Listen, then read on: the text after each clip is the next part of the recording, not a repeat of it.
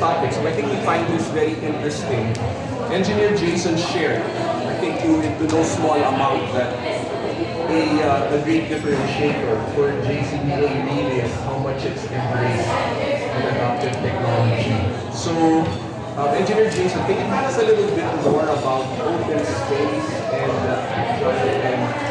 maybe a case study or two on how these technology applications specifically benefited both either the client or JCBA in the execution of its work?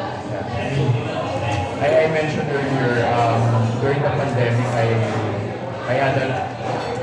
I reflected on the future of the business, and then while researching, I chanced upon an article by McKinsey. The article said that in terms of tech adoption, the construction industry has always been a laggard.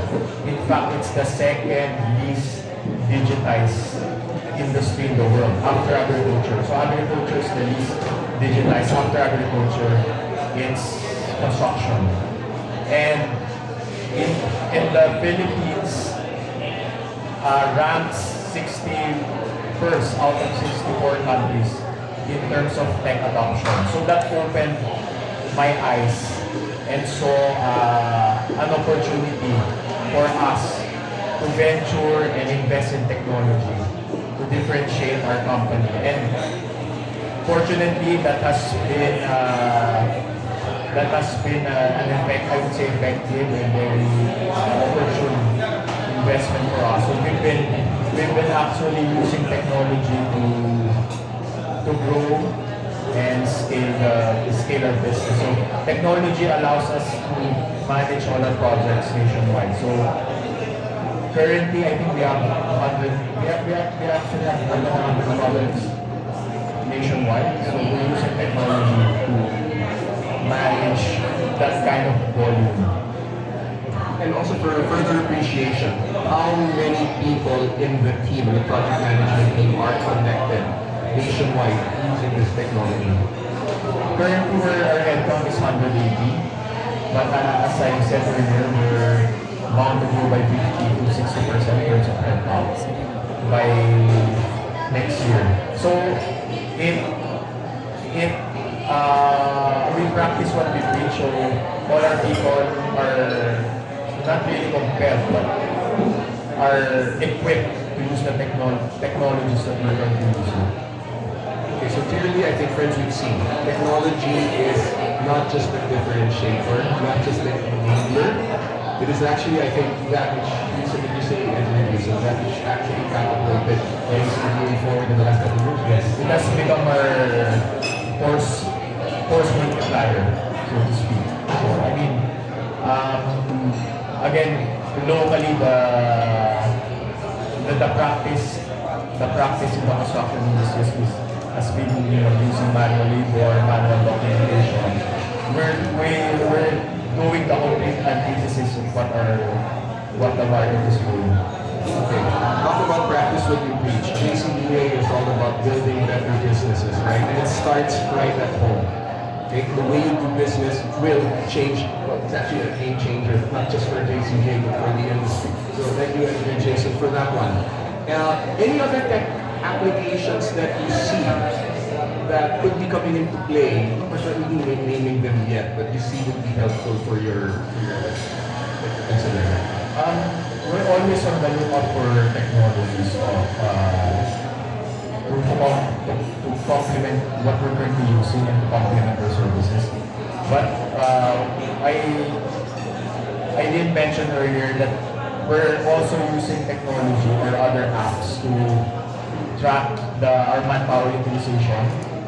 So, I mean, if you have 180 people, it's very difficult to track the utilization of our people. So we also use an app to do that. And then we're starting to use also AI to do construction meeting minutes.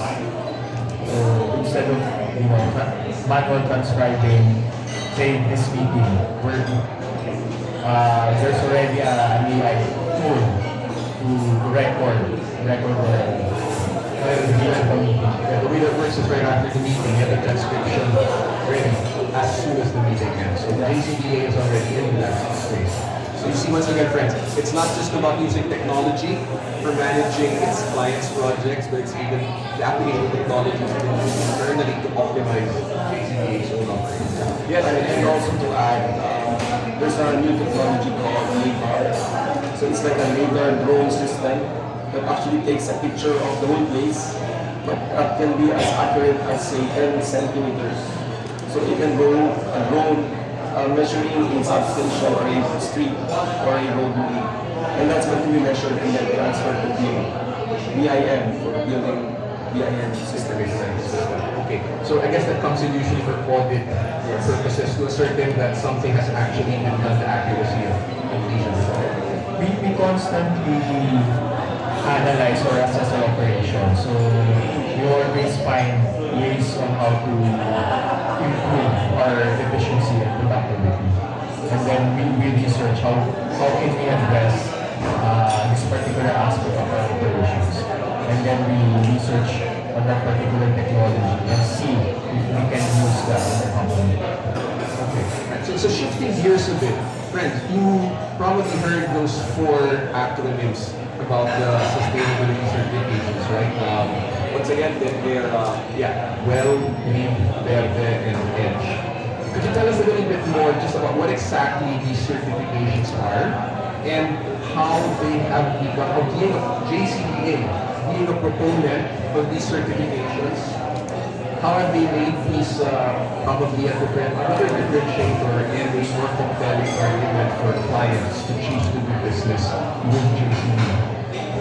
I mean, to put it simply, it's all about water use reduction, energy efficiency, indoor environment quality, which is also very important, and then less use of embodied energy. We've been actually also analyzing the data available. So currently here in the Philippines, there are 755 certified and registered projects across the board. Certifications that we showed earlier. 30% of that, 30% of the certification and registration happened after 2020, meaning post-pandemic, developers have become more environmentally conscious. So we've started to aggressively pursue these certifications after the pandemic. It's understood. So it's become more of a requirement, a demand for clients now that in the execution of their projects that these certifications are, what's the correct term? Is it built in or is it the way the work is done? Or is it the way the project is completed? Well, it's not really, I wouldn't say a requirement, but it's a good way to position yourself as a developer or as a client. I mean, if you're, say, you develop an office building, you'll be able to entice more tenants if your development is green certified. And you'll be able also to sell your development faster or quicker if you're developing. So it's also a good way to market, to position yourself uniquely as a developer or something. Okay, yeah. And another thing is, it's also something that people or the workers are now looking for. It's an indoor air management. It's a human well-being. It's like buildings that you want to stay and work, that you feel healthy. It's like a healthy business. Okay, so if I may sum it up, these certifications aren't necessarily just about bragging rights and putting some other brand on the facility, but all the benefits are for the developer in terms of, as you mentioned, enhancing tenants. It's the right thing to do. We've had projects where we encourage the clients to pursue certification without breaking the bank. So you can actually pursue certification without additional cost being removed. So that's actually possible. Okay, so it's also part of JCBA's opportunity to educate your clients and it can be done economically and that way. All the benefits there. Okay, thank you. So I think think now, I think this is something of interest for everybody. We'd like to have a better understanding again of market trends and where the construction industry is going. So, Engineer Jason, you mentioned 6 particular industries where JCBA seems to have a big foothold. But I understand there are a couple of those that are really the most, I guess, the most promising. And what are those three industries again, and what exactly do you see in the outlook for JCBA? I mean, for us, we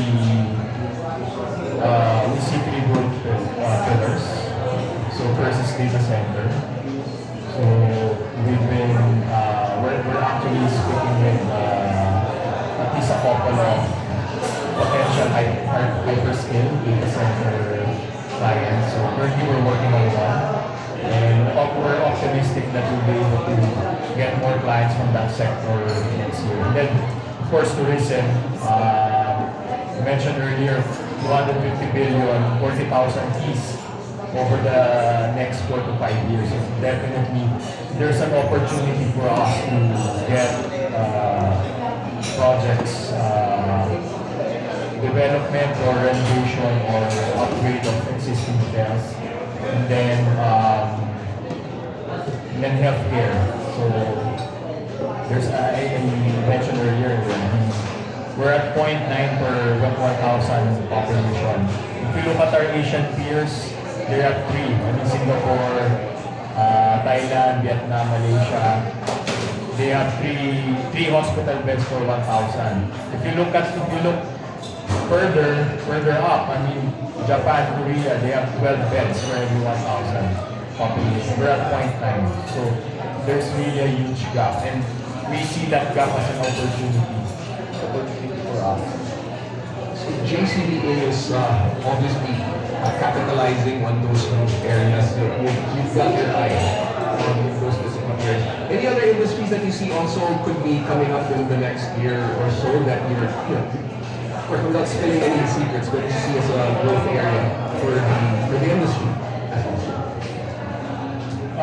Well, e-com, I mean, anything related to e-commerce. Okay. So e-commerce, 700 billion peso industry, which has exponentially grew 40% year on year from 2020 to present. So in fact, two major e-commerce providers are our clients. So we've done several projects with them since 2020. So and then banking. So I mentioned earlier of the 10 biggest banks are our clients. So they're further expanding their branch network all over the Philippines. I mean, if you look at the news, all of the major banks achieve all-time high in terms of profitability, in terms of profit this year. So I think that's bound to grow over the next few years. Okay. So thank you, Engineer Jason and Engineer Edmund, for sharing your insights. At this point, we will be opening the floor for questions coming from our friends in the media. And just a reminder to everyone, before you ask your question, if you could please once again introduce yourselves and tell us from which media publication or media channel you are connected. Okay? We have time for a few questions. Yes, Ms. Bob? Hi, good afternoon. Bob Reyes, BobReyes.com.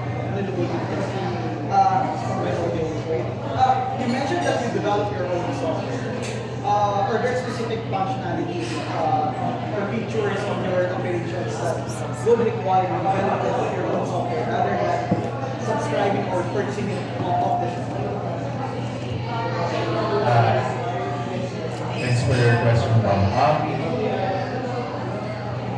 The one that we internally developed is something that we use for all of our projects. But then again, I mentioned earlier that if there are other apps or readily available technology in the market that can complement what we're currently using, we're open to that. So, but currently, I think we're happy with what we internally develop. And developing a tool like that takes a lot of months. So, given our current volume and pipeline of projects, I don't think currently we have the latitude or the bandwidth to develop something similar. Yeah, just a follow-up. Also, developing your own software takes some time and just a learning curve for people. What are the biggest challenges in your company? It's when it comes to adopting new technology, and how do you overcome those challenges? Well, of course, when we launched it, there was a little bit of resistance, especially from the older members who are used to doing things their way. But of course, at first we have to educate them about the advantages. That eventually, if they use the available tool, they'll be able to be more productive. They'll be able to produce their deliverables faster and in a more efficient manner. So, as any other utilization and use of technology, you're going to face resistance initially. But it's all about educating them and telling them that this is what the company mandates our people. Thank you for the question, Bob. Anybody else? Good afternoon, I'm Rosel Taneto, storyteller online. I've noticed that JVC has handled residential projects before, low-rise and mid-rise. But I noticed in your project pipeline for 2025, residential projects are not part of the top 6. Is it because the residential project, this master plan, communities do not have that high potential? Well, we didn't put it there because we call it our business as usual already. So we're already strong in some sectors, so residential is one of them. But we still see a lot of opportunities in the residential sector, not just condominiums. In fact, we're managing standalone high-end projects for high net worth individuals. Yes, Rory. Good afternoon. My name is Rory from Palm Beach. You mentioned a while ago that the construction industry is sort of a laggard in terms of digitization or automation of its processes. Hypothetically speaking, since the government is into digitalization of its operation for public service, if in case you are approached by, say, the DPWH, what would be your initial recommendations in terms of automation in the Philippine construction industry or public works industry in the Philippines? And initial recommendations in terms of improving the construction industry in the Philippines and public works. Thanks, Rory. That's actually a very difficult question. I mean, first of all, I don't think digitization is a problem of DPW. I mean, I have to answer your question that I don't think digitization is a problem of DPW. I mean, we know what the problem of DPWH is. But it will definitely help the public works if we're going to digitize the processes. However, I don't know how to put this. There's actually a reason why they're not digital. I mean, we know that a lot of our government offices are not digitizing for reasons that we already know. But definitely, if they use the technology, technologies that they're using, that will definitely help DPWH carry out their projects. So, follow-up lang po. With all the disturbing weather circumstances that's happening in the country, particularly the parade of typhoons recently, is there any game-changing trend or technology or construction innovation that would address the difficulties being experienced by people, especially in the residential areas, with regard to dealing with these typhoons? I watched a budget hearing in the Senate for the DPWH, and many of them are recommending high-rise platforms for buildings, especially for children in schools. What can you say about it? In consideration of the weather, the typhoon, the floods, and everything. I think I chance upon a company that specializes in predictive analytics. So they're into climate change, so they want to forecast more accurately typhoons that are coming to the country. So that's one. Number two is, I think the projects are there. I mean, annually there's a sizable budget allotted for flood control and similar projects. The issue actually is the implementation. Right? I read on the news,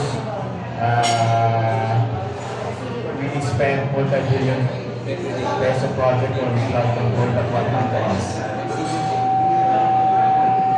I mean, unfortunately, it's something that our company cannot solve. Yeah. Thank you for that question, Roy. You probably yes. May I ask a question? One question. You mentioned previously earlier that the pandemic has been like a pivotal event for JCPA. To what do you attribute the growth you're experiencing right now? And you mentioned that you went all in, so what areas did you heavily invest in on? Three things. People. So, before pandemic, our organization was very big. So, our advantage was that we were able to build a company from the ground up. So, we were able to hire the right people, like Edmund. And then, that's one, people. And then process. So, during the pandemic, we laid the groundwork to pursue ISO certification. So, 9,001 and 45,001. And I think by next year, we will triple ISO certified. And then technology, the technology that we show. So three things: people, process, and technology.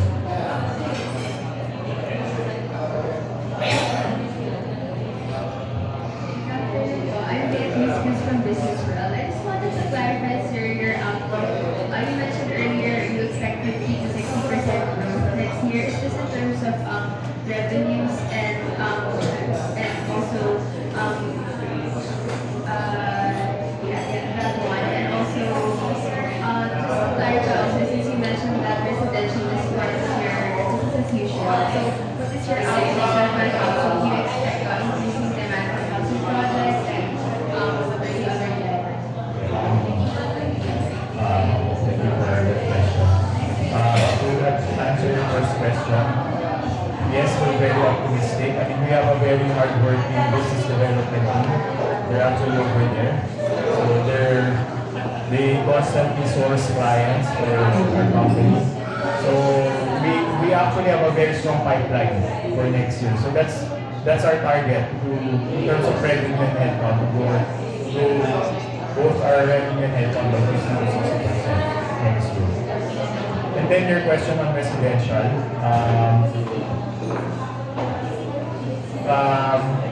We know already that the middle scale market, there's a glut or an oversupply of units. So developers are actually tempered their plans to develop more condominiums next year. But for horizontal development, the demand is still strong for horizontal development.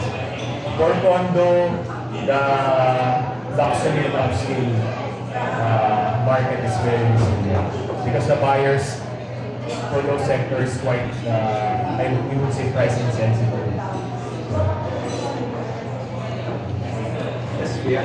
Earlier you also mentioned that you already met half of your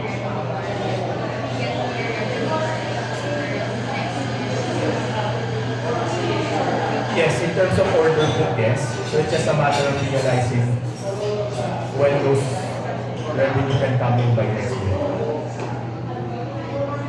Okay. Thank you for that question, Bea. We have time for one more question. Yes? Are there plans to expand into the overseas market? Yes.